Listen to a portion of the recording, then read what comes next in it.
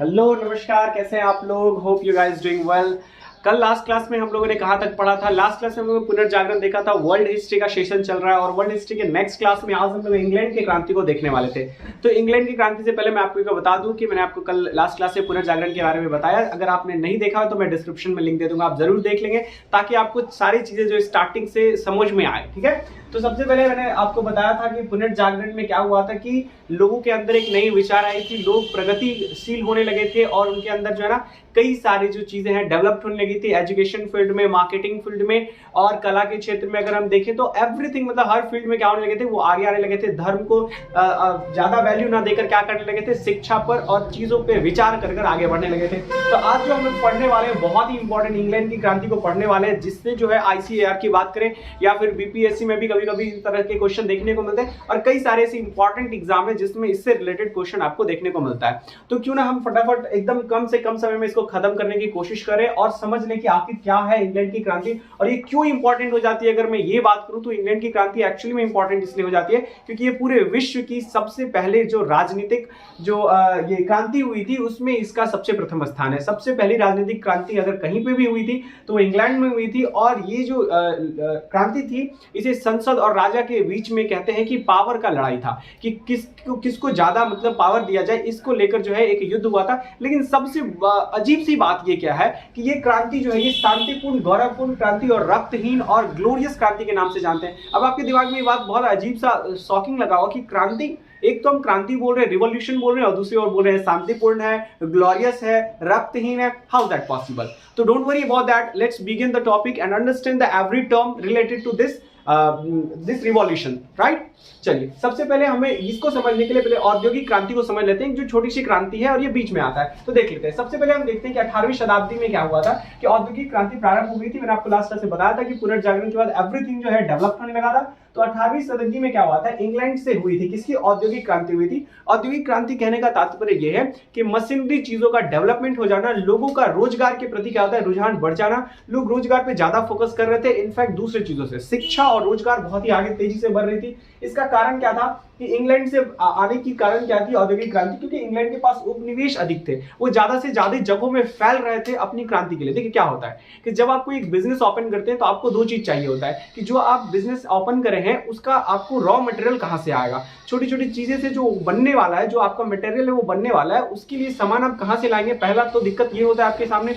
दूसरी दिक्कत आपके साथ ये होता है कि उसमें जो पैसे लगेंगे ये कहां से आएंगे। तीसरी चीज ये होता है कि आप उस सामान को बेचेंगे कहां, मार्केट कहां से डेवलप करेंगे। ये तीन सबसे मुख्य चीजें होती है और इंग्लैंड के पास ये तीनों ही बहुत ही बेहतरीन तरीके से था। हम अगर गौर करें तो देखिए, सबसे पहले इनके पास उपनिवेश अधिक थे, जिससे ये क्या करता था कि जितने ज्यादा से ज्यादा अमाउंट में और सस्ते से सस्ते कच्चा माल को इकट्ठा करता था, जिसे हम रॉ मटेरियल कहते हैं। और इकट्ठा करने के बाद दूसरा सबसे इसके पास पॉजिटिव पॉइंट क्या था, इनके पास पूंजीपतियां बहुत सारे थे। पूंजीपति होने का अर्थ है इनके पास पैसे वाले लोग ज्यादा थे जो इन्वेस्ट करते थे, बड़ी बड़ी कंपनियां बनाते थे। और थर्ड थिंग की बात करें तो मार्केट की बात करें तो ये क्या करते थे, अपने उपनिवेश को ही बाजार बना लिए थे। वहां से रॉ मटेरियल लाए और उस मटेरियल को बना लिए, रॉ मटेरियल से जो उनको मटेरियल बनाना है उसको बनाए और बेच दिए। इसका जीता जाता उदाहरण जो है आप देख सकते हैं, हमारे यहाँ नील की खेती होती थी, हमारे यहाँ कपास की खेती होती थी, उसको इंग्लैंड वाले अपने यहाँ ले जाते थे, उसको क्या करते थे, एक अच्छे अच्छे रंग बिरंगे कपड़े बनाकर और हमारे मार्केट में बेच देते थे। अब वही हमारे यहाँ कपड़ा जो बनता था वो काफी महंगा हो जाता था और इंग्लैंड से आने का सस्ता हो जाता था। क्या रीजन था? क्योंकि उनके पास क्या थी, औद्योगिक क्रांति आ चुकी थी, उनके पास बड़ी बड़ी मशीनरी थी जिससे वो बहुत ही आसानी से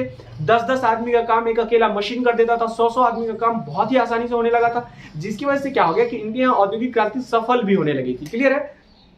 तो ये तमाम चीजें जो है, ये क्रांति जो है इसीलिए इंपॉर्टेंट जाती है, not even in England but all over the Europe and all over the world. अगर मैं कहूं तो बस यूरोप में ही नहीं, इंग्लैंड में नहीं, बल्कि पूरे विश्व में जो है ये क्रांति जो है बहुत ही स्पीड में आगे बढ़ रहा था। जैसे हम देखेंगे जर्मनी, फ्रांस, इटली, यूएसए, पूरे विश्व में ये क्रांति देखने को मिल रहा था। और अगर हम इंग्लैंड के प्रतिद्वंदी की बात करें तो इंग्लैंड का सबसे प्रमुख प्रतिद्वंदी फ्रांस है, जो जस्ट उसके बगल में ही था फ्रांस, जिसका इंग्लैंड का सबसे बड़ा प्रतिद्वंदी था। और यही औद्योगिक क्रांति और उपनिवेश के चक्कर में क्या होने लगा कि पूरे दुनिया में अपना अपना कॉलोनी बनाने में, अपना अपना उपनिवेश बनाने के चक्कर में एक देश दूसरे देश से झगड़ना शुरू कर दिए, और इसी का सबसे जीता जागता उदाहरण आपको प्रथम विश्व युद्ध देखने को मिलता है। आप सब भली भांति परिचित होंगे प्रथम विश्व युद्ध से, अगर नहीं होंगे तो डोंट वरी। हमारा जो नेक्स्ट क्लास आने वाला है अमेरिका की क्रांति, फ्रांस की क्रांति के बाद वाला जो क्लास आने वाला है, जिसमें बीच में हम आपको फर्स्ट वर्ल्ड वॉर भी बताएंगे और सेकंड वर्ल्ड वॉर भी बताएंगे, ठीक है। तो हमारे साथ बने रहिए इन सब चीजों के लिए। चलिए अब हम स्टार्ट करते हैं इंग्लैंड की क्रांति, जिसमें सबसे महत्वपूर्ण और सबसे इजी क्वेश्चन यही पूछता है कि इंग्लैंड की क्रांति कब प्रारंभ हुई। तो आपको याद रखना है 1688 यानी कि 1688 में क्या हुआ था, इंग्लैंड की क्रांति प्रारंभ हुई थी। मैंने आपको पहले ही बताया कि इस क्रांति को किस नाम से जानते हैं, शांतिपूर्ण, गौरवपूर्ण, रक्तहीन, ग्लोरियस क्रांति के नाम से जानते हैं। मैं आपको बहुत ही जल्दी बताने वाला हूं कि आखिर ऐसी क्या थी इस क्रांति में जिसको रक्तहीन, गौरवपूर्ण ये सब बोला जाता था, ठीक है। तो सबसे पहले हम देखते हैं कि 11वीं सदी की बात करते हैं। तो 11वीं सदी में राजा हेनरी नामक एक व्यक्ति जो वहां के राजा हुआ करते थे इंग्लैंड के, इन्होंने क्या किया था, अपनी सलाह के लिए, किसी भी चीज के डिसीजन के लिए एक सलाहकार समिति का गठन किया था, जिसे हम आज मंत्री परिषद के नाम से जानते हैं। आज हमारे यहाँ भी प्रधानमंत्री कोई भी निर्णय जो है बिना सांसद के नहीं लेते हैं, बिना मंत्री का नहीं लेते। उसी प्रकार से राजा यहाँ पे क्या करते थे, एक मंत्री परिषद बनाया था, जिसे वहां पे एक अलग नाम से जानते हैं, क्यूरिया रेजिस के नाम से जानते हैं। ये बहुत ही इंपॉर्टेंट पॉइंट है, आप बिल्कुल इसको याद रखेंगे कि क्यूरिया रेजिस नाम की मंत्री परिषद इंग्लैंड में थी। ये डायरेक्ट क्वेश्चन पूछता है, क्लियर है। इसके बाद आपको क्या याद रखना है कि इन्होंने एक मंत्री परिषद क्यूरिया रेजिस बनाया, जिसके मदद से वो सारा डिसीजन लेते थे। अब ये सब कुछ ठीक चल रहा था, लेकिन क्या होता है कि राजा धीरे धीरे निरंकुश हो जाता है। वो क्या करता था, चीजें बहुत जल्दी चेंज होने लग जाती है, ठीक है। तो क्या होने लगा यहाँ पे कि अगर हम 1215 ईस्वी की बात करें, 11वीं सदी के बाद 1215 की बात करें, तो राजा जॉन नामक एक व्यक्ति आए, जिन्होंने क्या किया, थोड़ी मोड़ी निरंकुश शासन करने की कोशिश की। तो संसद ने बहुत ही चालाकी से, किसने, संसद बोलिए या क्यूरिया रेजिस बोलिए या मंत्री परिषद बोलिए, क्यूरिया रेजिस ने बहुत ही चालाकी से क्या किया, अपना एक पत्र बनाया, घोषणा पत्र बनवाया, जिसमें राजा से जबरदस्ती हस्ताक्षर करवा लिया गया, जिसे मैग्ना कार्टा कहा जाता है। और उसमें लिखा क्या था, उसमें लिखा हुआ था कि राजा कोई भी कानून, कोई भी नियम बनाएगा तो वो ये क्यूरिया रेजिस के बिना परमिशन के नहीं बनाएगा। मतलब जैसे आज हमारे यहाँ लॉ चलती है ना, एकदम सेम। अब आप सोच सकते हैं कि हमारे यहाँ जो पार्लियामेंट्री सिस्टम आया है, संसद का जो सिस्टम आया है, कैबिनेट सिस्टम जो आया है, ये कहीं ना कहीं इंग्लैंड से आया है। कहीं ना क्या है, 99.9% श्योर रहिए कि वो कहां से आया, इंग्लैंड से आया। हम सारा चीज कॉपी कर लिए उनको देखकर, हमारे यहाँ ऐसी क्रांति की जरूरत ही नहीं पड़ी, क्लियर है। तो क्या हो गया कि मैग्ना कार्टा नाम का था, जिसे हम अधिकार पत्र भी बोलते हैं, मैग्ना कार्टा, कोई कुछ नया नहीं है, ठीक है। तो इस पे क्या कर दिया, उस राजा जॉन से स्वीकार करवा लिया कि सारा नियम जो है वो किससे बिना पूछे नहीं बन सकता है, तो मंत्री परिषद के, क्यूरिया रेजिस के, क्लियर हो गया। इसके बाद हम आते हैं, नेक्स्ट आया 1485 से 1603 में ट्यूडर्स नामक वंश था। कौन सा नाम था, ट्यूडर्स नामक वंश थे, जो अब इसके जो राजा थे ट्यूडर्स वंश के, अत्यंत निरंकुश थे। ये राजा बनते ही ये संसद को कुछ नहीं समझते थे, ये क्यूरिया रेजिस को कोई वैल्यू नहीं देते थे। इन्हें लगता था कि ये टैक्स लगाना चाहिए, ये कर लगाना चाहिए, तो लोगों पर निरंकुश रूप से लगा देते थे। लोगों की बातों को नहीं सुनते थे, लोग किस दुख में है इस बात से उनको कोई फर्क नहीं पड़ता था। तो क्या हुआ यहाँ पे, क्या हुआ, जनता पे दमन किया इन्होंने। क्या, जो ट्यूडर वंश के शासक थे, इन्होंने जनता पे बुरी तरह से दमन किया। जनता इतनी दमन किया, जनता पे इतना ज्यादा प्रभाव डाला, जनता पे इतना ज्यादा कर लगाए कि जनता ये भूल ही गई कि मैग्ना कार्टा नामक कोई अधिकार भी था उनके पास, जिसको लेकर वो लड़ सकते थे, जिसको कभी ना कभी किसी राजा ने स्वीकृति दी थी, ये बात वो भूल गए थे। इसके बाद क्या हुआ, 1603 से 1740 में स्टुअर्ट वंश आया। कौन आया, स्टुअर्ट वंश आया। इन्होंने भी क्या किया, इन्होंने भी बहुत ही निरंकुश तरीके से शासन करने लगा। इसमें सबसे पहले राजा आए जेम्स प्रथम, ठीक है। इसमें क्या हुआ, राजा और संसद के बीच में एकदम खुले तौर पर क्या होने लगा, विवाद शुरू हो गया। क्यों, क्योंकि उसी समय इटली में क्या हो चुका था, इटली के फ्लोरेंस शहर से पुनर्जागरण की आगाज आ चुकी थी। लोग अब क्या होने लगे थे, शिक्षित हो गए थे, लोगों को अपना अधिकार पता था, लोग अधिकार के लिए लड़ना चाहते थे। इसीलिए सबसे पहले क्या हुआ, जेम्स प्रथम के समय, स्टुअर्ट वंश के प्रथम राजा के समय क्या हुआ, राजा और संसद के बीच में क्या हो गया, युद्ध शुरू हो गया, टकराव शुरू हो गया। और इसके जस्ट बाद जो दूसरे राजा आए, चार्ल्स प्रथम, जेम्स प्रथम के पुत्र चार्ल्स प्रथम जब आए, तो क्या हुआ, जनता ने खुलकर विद्रोह कर दिया। और खुलकर विद्रोह करने की वजह से राजा ने क्या किया, इन पर नए नए तरीके के टैक्स लगाए, कर लगाए, इन पे बुरी तरीके से दमन किया, इनके विद्रोह को बुरी तरीके से दबाने का कोशिश किया। लेकिन क्या हो चुका था, पुनर्जागरण होने की वजह से लोग चुप बैठने वाले नहीं थे। तो अब क्या हो गया कि ये जो युद्ध हो रहा था, राजा और विद्रोह, नॉट युद्ध, राजा और संसद के बीच में जो विद्रोह हो रहा था, यह विद्रोह दो गुट में बट गया। कि क्या हो गया, ये गृह युद्ध चल रहा। आंतरिक लड़ाई को कभी भी हम देखें, किसी देश में अगर जनता और शासक के बीच में लड़ाई हो तो हम उसे गृह युद्ध कहते हैं। तो यहाँ पे जो युद्ध हो रहा था वो उसी इंग्लैंड के ही राजा और इंग्लैंड के ही जनता के बीच में हो रहा था, इसलिए यहाँ गृह युद्ध की संज्ञा ऐसे दी गई है। तो वहां जो गृह युद्ध हो रहा था, ये क्या हो गया, ये दो खेमों में बट गया। पहला कैविलियर नाम से जाना जाता है, दूसरा राउंड हेडेड नाम से जाना जाता है। इस दोनों, लास्ट क्लास पुनर्जागरण मैंने बताया था कि कैविलियर का बहुत ही बड़ा रोल है इंग्लैंड की क्रांति में। देखिए कैविलियर जो ग्रुप था, इसमें कौन कौन से लोग थे, इसमें पादरी थे। पादरी मतलब उस धर्म के गुरु जो होते हैं उन्हें हम पादरी कहते हैं, जैसे हमारे यहाँ पंडित कहा जाता है। उसके बाद कौन थे, जिमींदार थे और राजा। ये तीनों के तीनों किसमें थे, कैविलियर नामक ग्रुप में ये तीनों थे। कौन, पादरी, जमींदार और राजा। वही दूसरी अगर राउंड हेडेड की बात करें तो इसे जनता, व्यापारी और संसद। कौन कौन थे इसमें, जनता, व्यापारी और संसद किसमें थे, तो राउंड हेडेड ग्रुप में थे। अब इनका नाम कैविलियर क्यों पड़ा, क्योंकि ये घोड़ा से चलते थे। क्या होते थे, घोड़े पे बैठ के चलते थे। आज भी हमारे यहाँ कैविलियर सैनिक होती है जो ऊंट पे चलती है, घोड़े पे चलती है, तो इसे कैविलियर कहा जाता है। ठीक है, तो ये जो पादरी लोग थे, वहां के जो पैसे वाले लोग थे, वो किस पे, घोड़े पे चलते थे, इसलिए इन्हें कैविलियर कहा गया। और इन्हीं लोगों ने इन्हें राउंड हेडेड की संज्ञा दी। हम लोग बोलते हैं ना गांव में, अगर कोई कुछ गड़बड़ करता है, गलत करता है, हम लोग अपने जनरल लैंग्वेज में बोलते हैं कि सड़ फिर गया है, इसका दिमाग घूम गया है। तो वहां के लोग जो विद्रोह कर रहे थे उन्हें यही संज्ञा दी गई कि दिमाग फिर गया है, इन लोगों का दिमाग घूम गया है। इसलिए दिमाग घूमने के लिए इन्होंने क्या संज्ञा यूज किया, राउंड हेडेड, दिमाग घूम चुका है इनका। क्लियर है, तो कैविलियर और राउंड हेडेड बहुत ही इंपॉर्टेंट है, आपको याद रखना पड़ेगा। उसी तरीके से जिस तरीके से हम भारत की क्रांति में पढ़ते हैं नरम दल और गरम दल, उसी प्रकार से ये दोनों ही चीजें बहुत ही इंपॉर्टेंट है। तो हम आगे बढ़ते हैं, इसमें देखते हैं कि अगर हम कैविलियर की बात करें तो इसमें राजा वगैरह भी हुआ करते थे, और दूसरी तरफ राउंड हेडेड की बात करें जिसमें जनता, व्यापारी, संसद हुआ करती थी। तो राउंड हेडेड वाले ग्रुप में क्या हुआ कि एक व्यक्ति था वहां का रहने वाला, क्रामवेल। और क्रामवेल ने क्या किया कि ये राउंड हेडेड वाले लोगों का नेतृत्व करने लगा और कहने लगा कि जो ये हमारा राजा है, कौन, चार्ल्स प्रथम है, ये क्या है, बहुत ही जो है बुरी तरीके से हम पे शासन कर रहा है, क्यों ना इसके अगेंस्ट जो है हम लोगों को खुलकर कदम उठाना चाहिए। तो क्या हुआ कि राजा और ये क्या नाम था इसका, क्रामवेल और जनता मिलकर क्या करी, विद्रोह कर दी। और बहुत ही जल्दी क्या कर दी इन्होंने, बहुत ही जल्दी क्या किया कि चार्ल्स प्रथम के विरुद्ध में क्या कर दिया कि आंदोलन किया, और इन्हें पब्लिक में क्या कर दी, 30 जनवरी 1649, 30 ऑफ जनवरी 1649 को इसे फांसी दे दी गई। किसे, चार्ल्स प्रथम को फांसी दे दी गई। ये भी बहुत ही इंपॉर्टेंट लाइन है, आपको ये बिल्कुल ही याद रखना है। कौन सा डेट, 30 जनवरी 1649 क्या कर दिया गया, चार्ल्स प्रथम को फांसी दे दिया गया।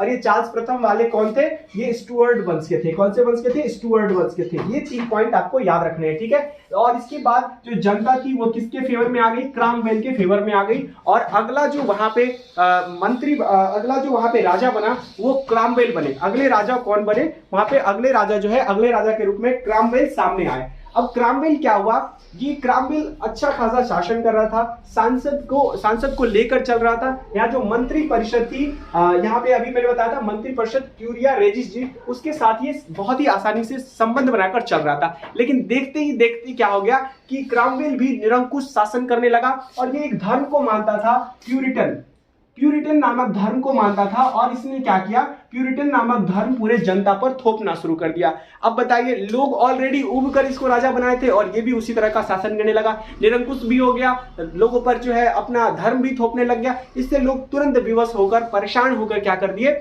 लोगों ने सोचा कि अभी हमने गलती किया अपने राजा को मारकर और क्रामवेल को राजा बना दिया गलती से, तो क्यों ना हम अपनी गलती को सही करें। लेकिन चार्ल्स प्रथम तो अब आने वाले नहीं थे क्योंकि उन्हें तो फांसी लग गई थी। तो क्या हुआ, चार्ल्स प्रथम के बेटा किसको लाया गया, चार्ल्स द्वितीय को लाया गया। अब चार्ल्स द्वितीय को राजा बनाया गया। तो चार्ल्स द्वितीय अपने पिता की हत्या को देखा था, उनके पिता को किस तरह से फांसी मिली थी, तो वो संसद के साथ अपना समन्वय बनाकर बहुत ही सही तरीके से शासन प्रारंभ में चला रहा था। लेकिन कुछ समय बाद वो भी निरंकुश हो गया। निरंकुश हो गया लेकिन वो काफी अंत समय में हुआ, तो उसके बाद उसकी मृत्यु भी हो गई नॉर्मल तरीके से। फिर चार्ल्स प्रथम का लड़का जो है, चार्ल्स प्रथम का बेटा जो है, जेम्स द्वितीय, किसने, कौन सा आया, जेम्स द्वितीय आया। और जेम्स द्वितीय राजा बनते ही बिल्कुल निरंकुश हो गया। लोग इस निरंकुशता से इतना परेशान थे कि जो भी राजा बन रहा है वो पूरी तरह से निरंकुश हो रहा है। और जेम्स प्रथम इतना बुरी तरीके से शासन करता था कि इसकी खुद की बेटी मैरी जो है इससे खफा थी, और मैरी जो है वो लोगों जनता का साथ दिया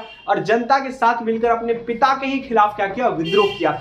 और ये इनका संबंध जो है, ये मैरी जो है, जो जेम्स द्वितीय की बेटी मैरी है, इसका संबंध हॉलैंड के राजा विलियम ऑफ ऑरेंज के साथ था। इसका संबंध किसके साथ था, आप याद रखेंगे, हॉलैंड के राजकुमार थे, क्या नाम था, विलियम ऑफ ऑरेंज। इनका नाम बहुत ही खतरनाक है, ऑरेंज संतरा, आप बहुत ही आसानी से याद रख सकते हैं, ठीक है।